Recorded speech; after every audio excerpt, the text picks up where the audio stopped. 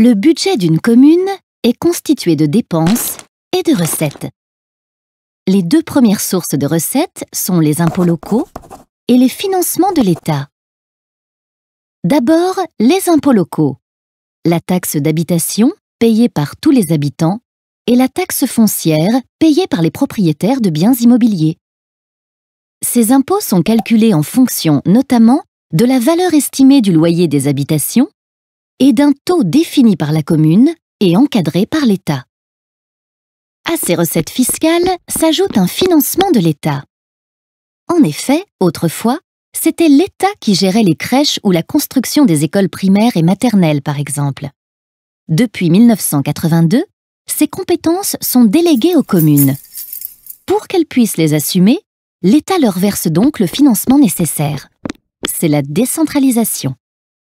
Par ailleurs, comme les loyers varient selon les communes, les recettes provenant des taxes d'habitation et foncières peuvent être très inégales d'une commune à l'autre. Afin de favoriser l'égalité entre les territoires, l'État donne donc davantage aux communes les moins riches. C'est la péréquation.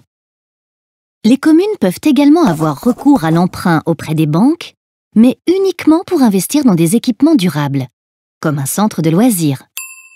La commune ne peut donc pas s'endetter pour rémunérer ses employés municipaux, par exemple. Les dépenses, elles, peuvent être de trois types. Les dépenses de fonctionnement, les salaires des employés municipaux, les subventions aux associations ou encore les indemnités du maire, par exemple. Les dépenses d'équipement, la construction d'une école, d'une ligne de tramway ou d'une installation sportive, par exemple. Et le remboursement des emprunts. Chaque année, avant le 15 avril, le budget est soumis au vote du conseil municipal, assemblée d'élus qui prend toutes les décisions pour la commune.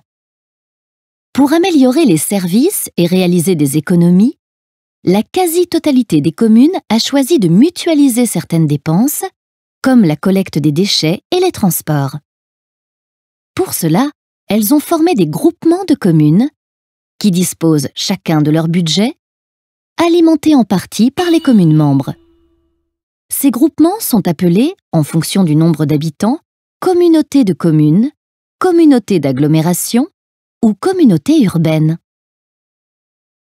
Tout comme les finances de l'État, les finances des collectivités intéressent de plus en plus les Français.